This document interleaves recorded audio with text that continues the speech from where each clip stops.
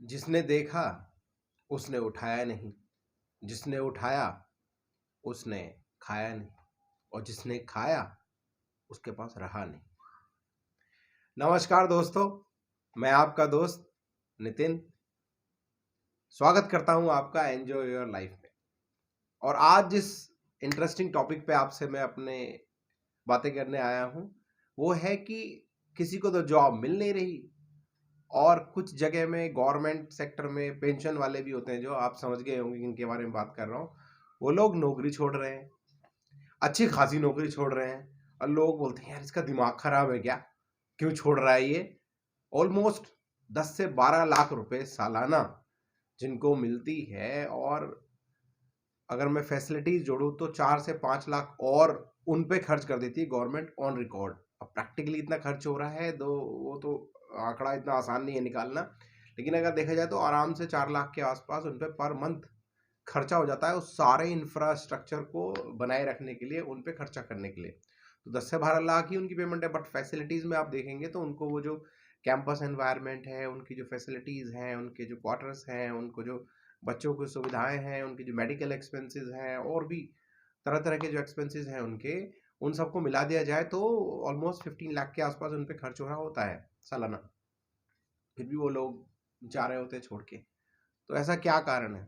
और फर्स्ट में मैंने जब इंट्रोडक्शन में आपसे कुछ पहेली सी पूछी थी, अगर उसका आपने जवाब कुछ सोचा हो, नहीं तो मैं बाद में मैं जरूर बताऊंगा बीच में, ठीक है।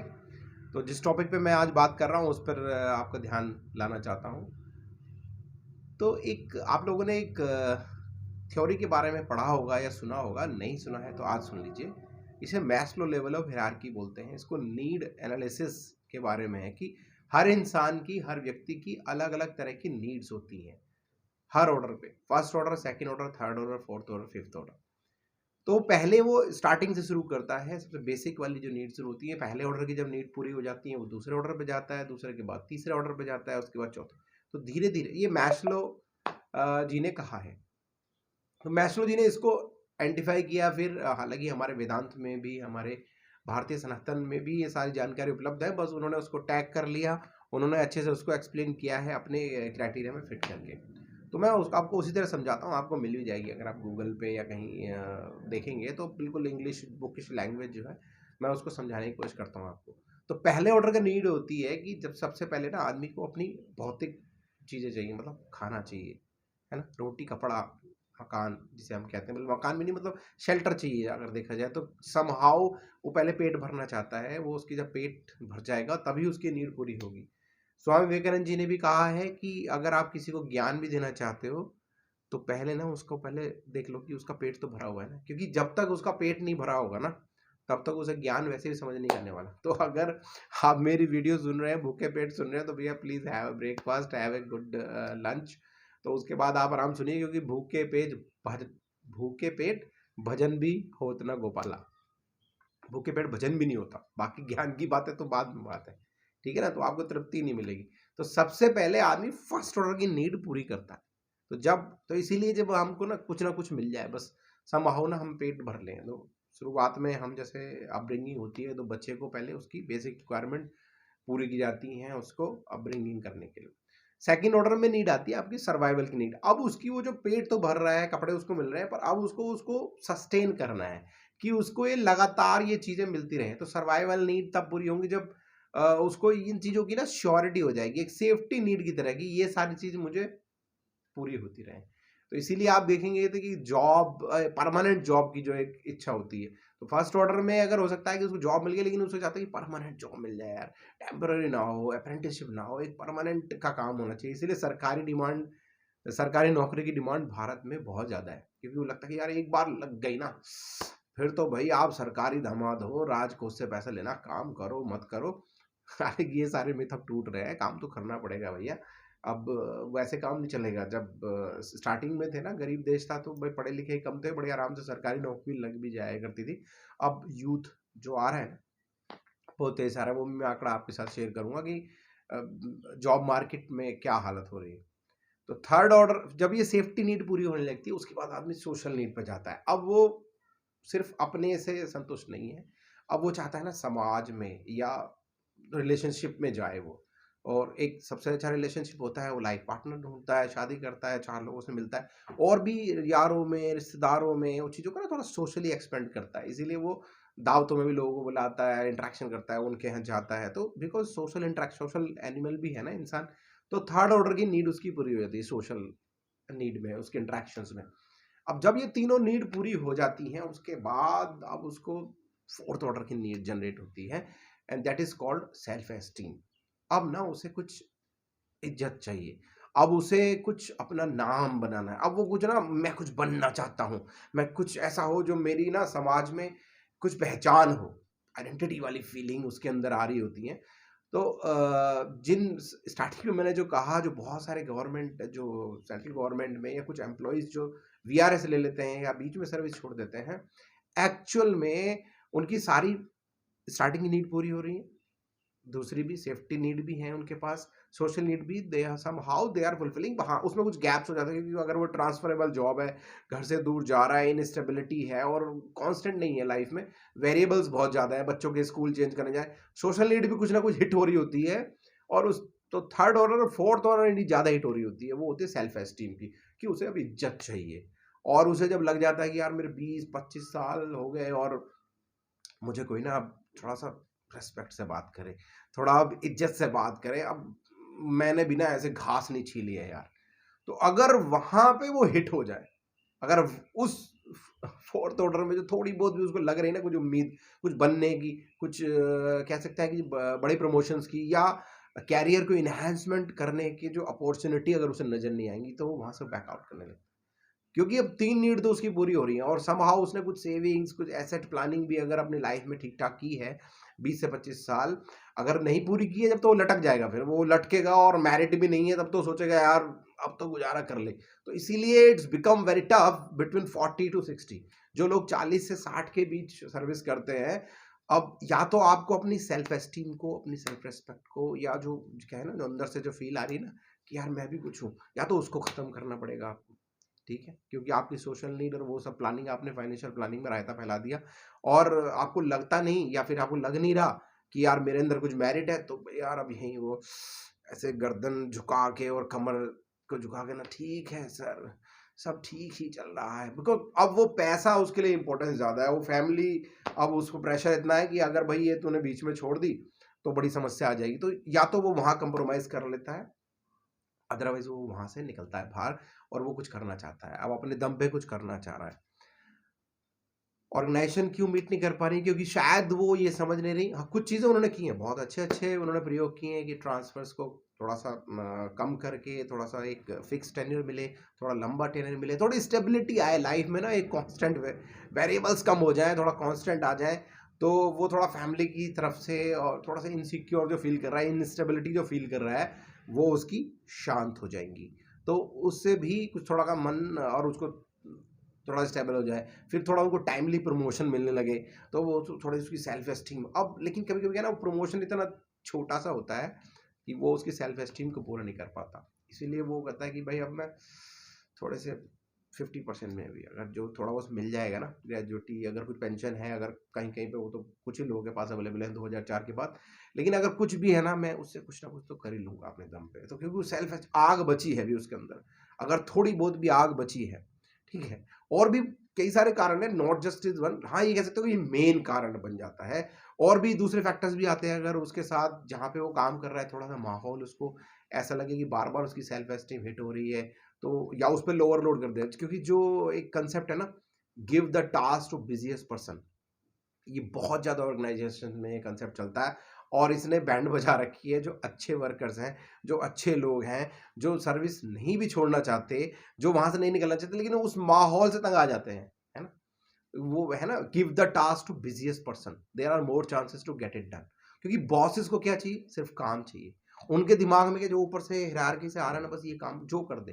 तो अगर वो हो सकता है, और अधिकतर आपने देखा भी होगा किसी भी ऑर्गेनाइजेशन में, just take an example, out of 100 ना 20% के आसपास, क्योंकि पैरेटो का सिद्धांत अगर आपने कभी पढ़ा हो, पैरेटो प्रिंसिपल्स भी ये कहता है कि 20% लोग 80% काम कर रहे होते हैं। 20% लोग 80% काम कर रहे होते हैं। ये प्राइवेट सेक्टर्स में भी है ऐसी चीज़, जो 20% लोग होते हैं ना, वो 80% की संभाले होते हैं काम को। लेकिन वहाँ पे क्या ना, वो इंसेंटिवाइज़ करने के बहुत तरीके हैं, बहुत तरह से उनको इंसेंटिव दिया जाता है, पैसे दिए जाते हैं और सरकारी में बहुत नाम का है, तो कोई आपको कोई पद्म विभूषण या ऐसा बड़ा पुरस्कार नहीं मिल जाएगा। तो समहाउ वो छोटा-मोटा तो 3% का प्रमोशन या 6% का प्रमोशन, मुझे ऐसा लगता है कि क्या बोलूँगा, बादाम कह के वो मूँगफली दे दी ना, जैसे हमारे एक प्रदेश में बोलते भी हैं, तो मैं भी बड़ा हैरान हो गया था, एक बार वहाँ गया तो बादाम, बादाम बोल रहे थे। तो फिर पता लगा नहीं, नॉर्थ इंडिया में जिसको बादाम बोलते हैं ना, वहाँ पे एक्चुअली मूँगफली इट्स आल्सो कॉल्ड बादाम। तो आई रिस्पेक्ट दैट फीलिंग। वो अलग है, वो बोलते अलग है, लेकिन आप ये कह सकते हो कि उसके चक्कर में वो पकड़ा दिया।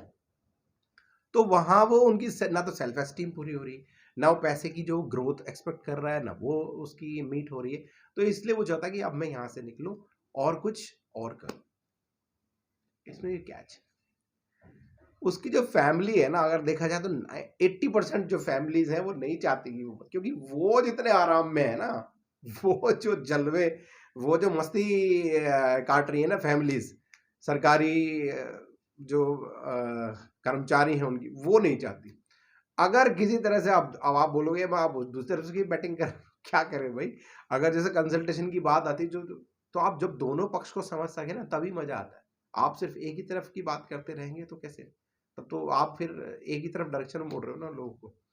तो ऑर्गेनाइजेशन वालों को ये देखना है कि जो उनकी फैमिली है ना, उनसे भी पूछो, जब ये पीरियड आ जाए ना, उनसे कनेक्ट करो, वो ही उनके डिसीजन को बदलवा सकते हैं या चेंज करा सकते हैं, या वो कैसा फील कर रहे हैं। If they are comfortable, then वो बंदा थोड़ा कम में भी सर्वाइव कर लेगा।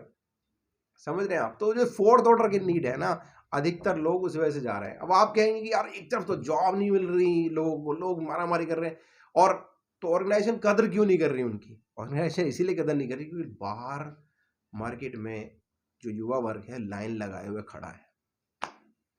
हर महीने करीब करीब जो ग्रेजुएट होके आ रहे हैं, 10 लाख युवा वर्ग मार्केट में आ रहा है, और गवर्नमेंट नौकरी की चाहत तो सभी को है ना, तो इसीलिए वो यहाँ लाइन में खड़ा है। तो क्यों सोचेंगे कोई जाने दो यार। इकोनॉमी अगर पेंशन पे ज्यादा लोड बढ़ रहा है, गवर्नमेंट का सब आदमी टेन्योर माइंडसेट में फंसे हुए हैं ना। जो बड़े लेवल पे जो लोग हैं वो टेन्योर, मेरा 2 साल निकल जाए, कैसे कैसे मेरा 3 साल निकल जाए, बाकी रहने दो, संगठन का क्या होगा, है ना। तो उधर सोचने की जरूरत है कि यार इनसे एक बार बात तो कर लो। जब वो बंदा अगर वीआरएस डाल भी रहा है ना, तो लोग कनेक्ट भी नहीं करते। लोग तो इसे बाद में कुछ लोग करते हैं, no doubt, there are very few percentage, mainly 15 to 20% लोग हैं जो थोड़ा देखते हैं कि यार why the individual want to go, यार थोड़ा if we can pitch in, क्योंकि अगर वो चला जाएगा, बंदा तो आ जाएगा, सस्ता लेबर आ जाएगा, लेकिन वो जो 20 साल 30 साल का जो एक्सपीरियंस लेके जा रहा है ना उस संगठन का, that is irreparable loss or any organization is going to fail. तो ये फोर्थ ऑर्डर नीड अगर मीट हो जाए तो यह क्या गलत है भाई? गलत क्यों है?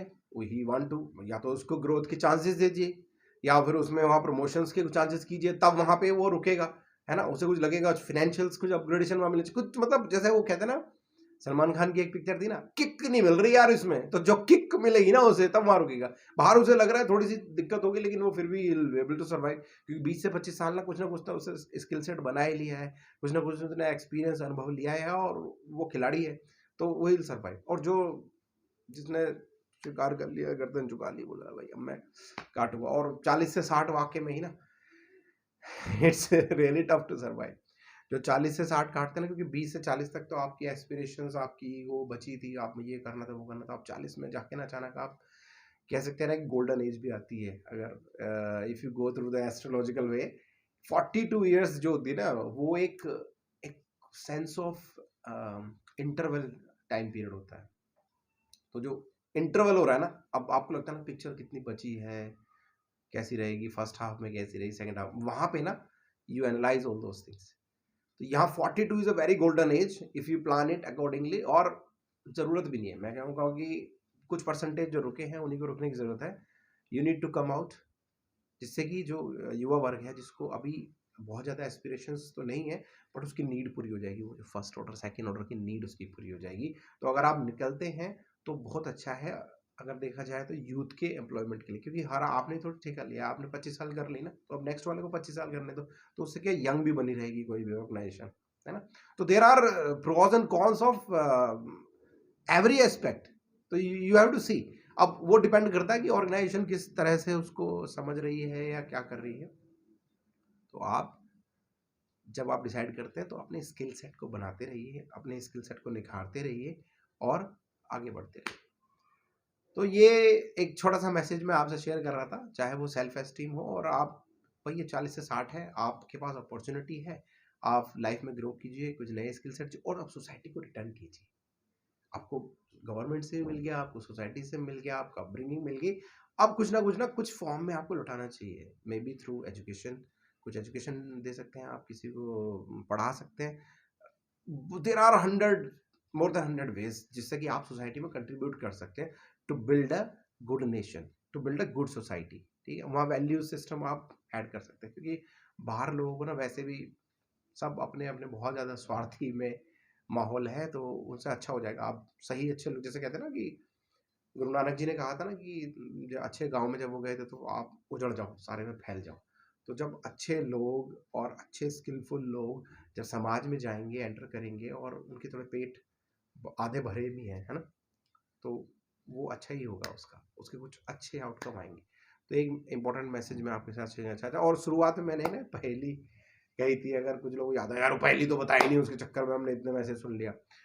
तो जिसने देखा उसने उठाया नहीं, आंखों ने देखा, आंखों ने देखा मगर उठाया नहीं।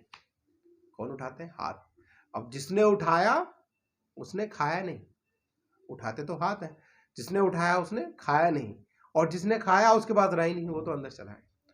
तो जीवन में ना सबका इंपॉर्टेंस है, किसी का काम देखना है, किसी का उठाना है, किसी का खाना है, और तभी जाएगा आपके शरीर में, क्योंकि फिर इंटर्न रिटर्न होके वो आपको बेनिफिट करेगा।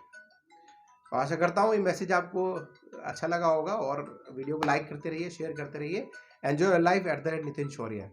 जय हिंद, जय भारत।